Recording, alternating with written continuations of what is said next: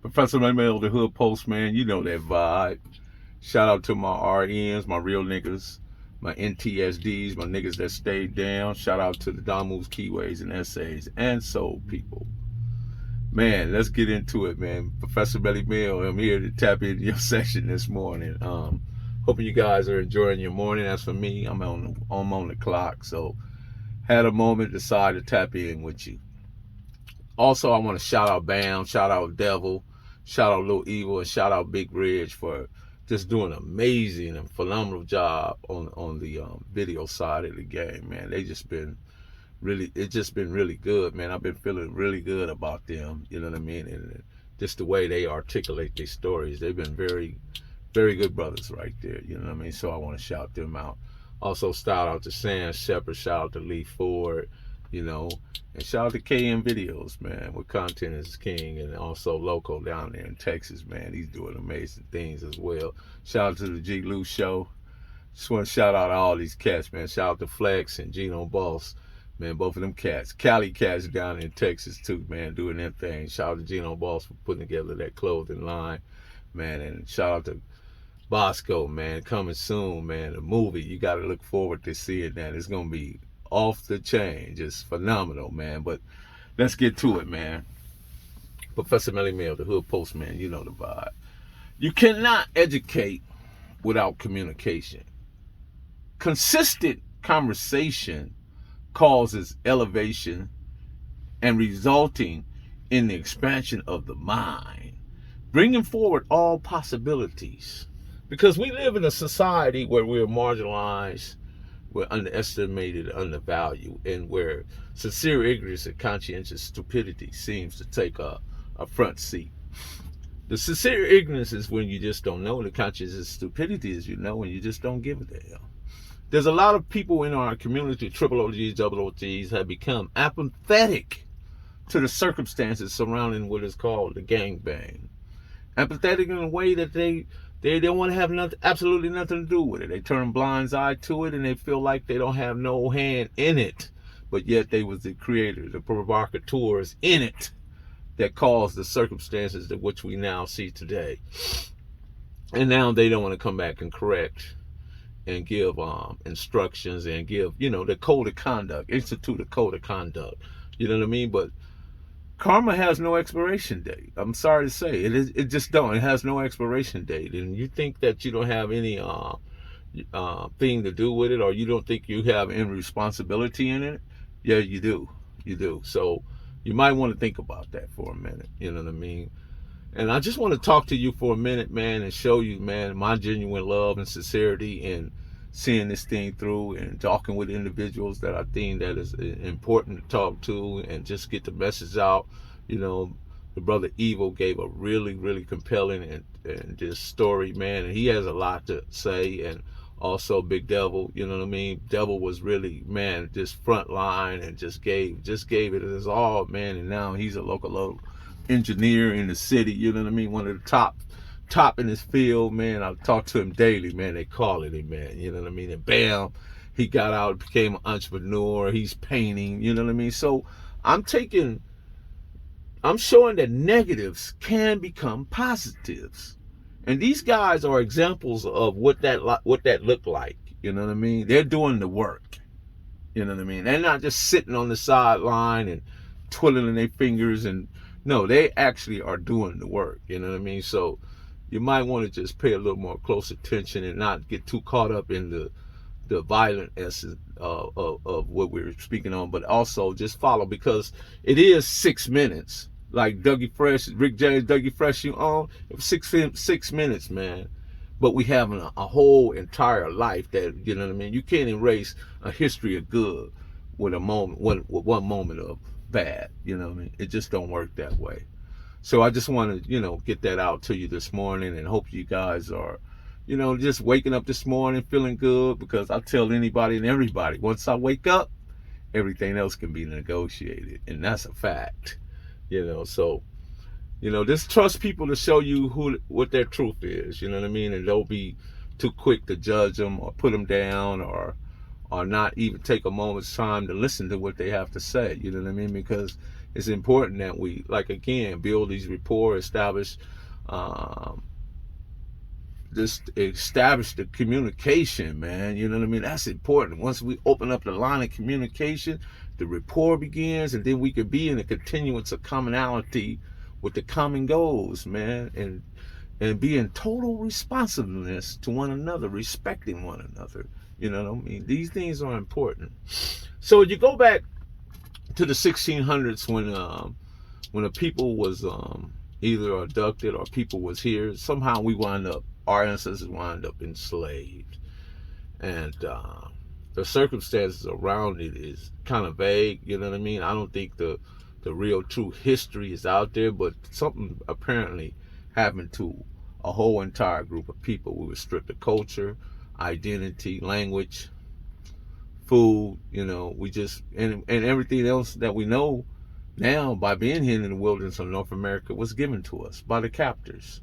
Even the religion, even the food, even the everyday activity is under their circumstances, their rules.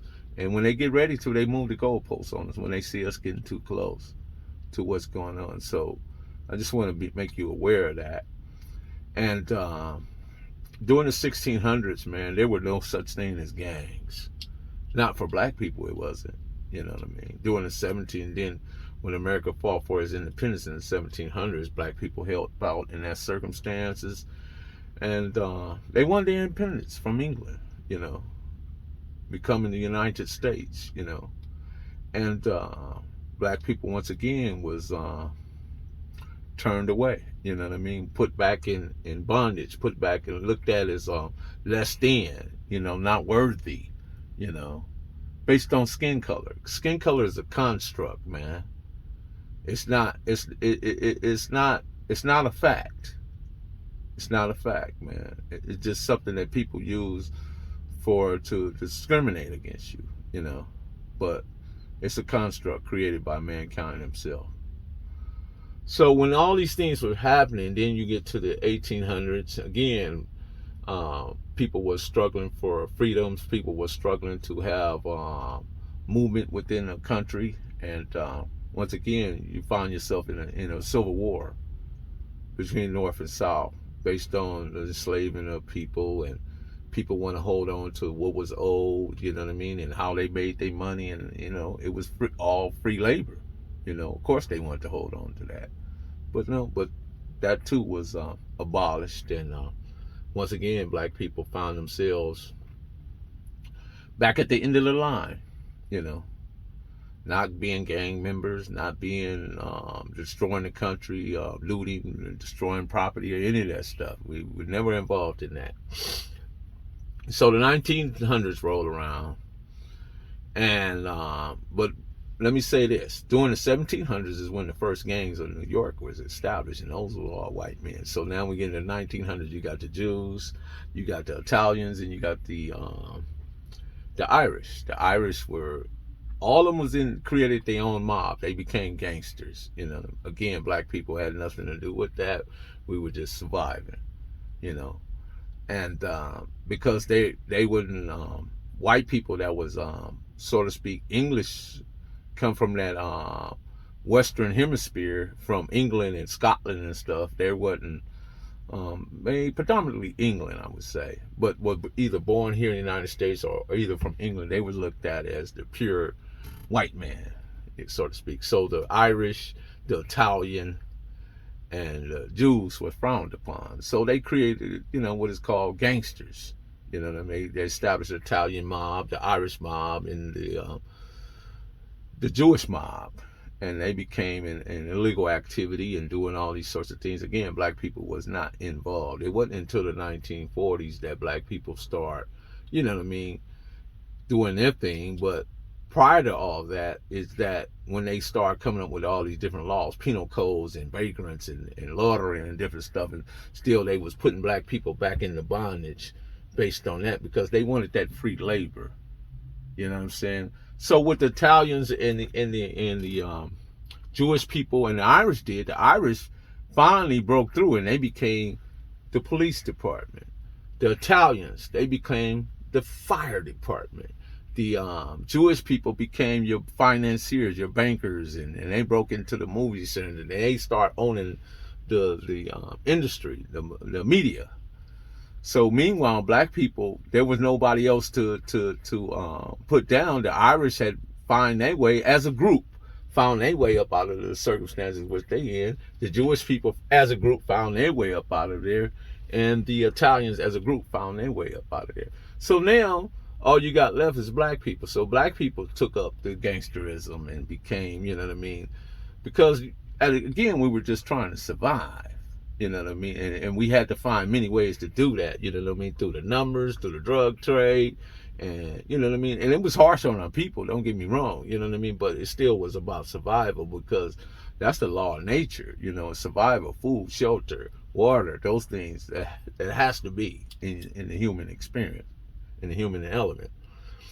So with all that being said, is that now you got black people that's, you know what I mean, they're growing and they're learning and they're figuring out the survival thing, but yet discrimination is at an all-time high based on skin color. Again, skin color.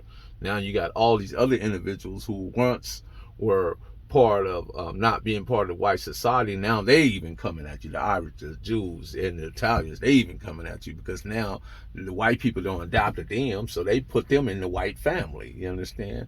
So, you know, it just amazing to me that how many people come to this country, whether it's the Chinese, the Iranians, or whoever, you know, Palestinians, or they all at some point get adopted in to the white family, and then they get the shit on you based on because you're black. You understand?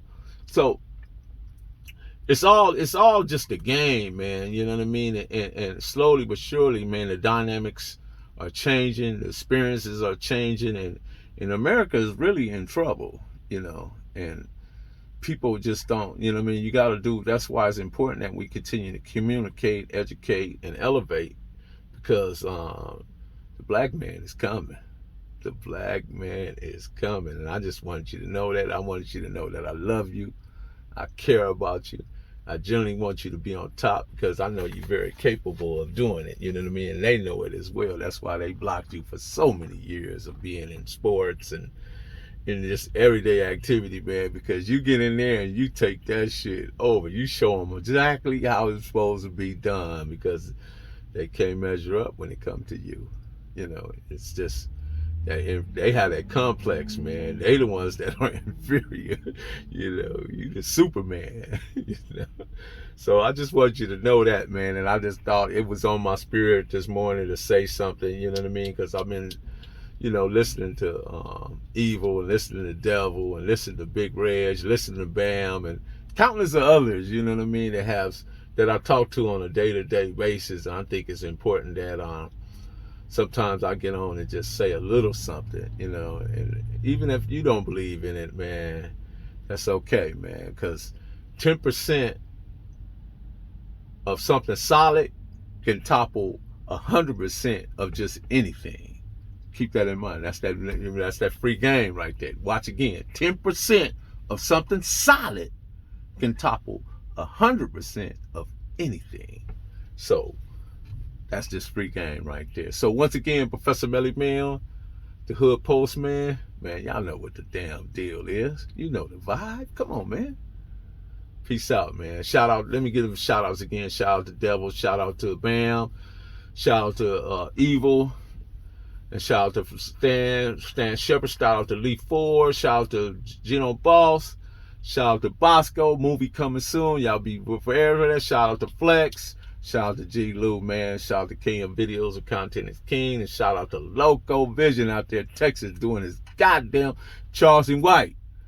Nigga, you better recognize, man, my partner Loco ain't playing with you, nigga. We out.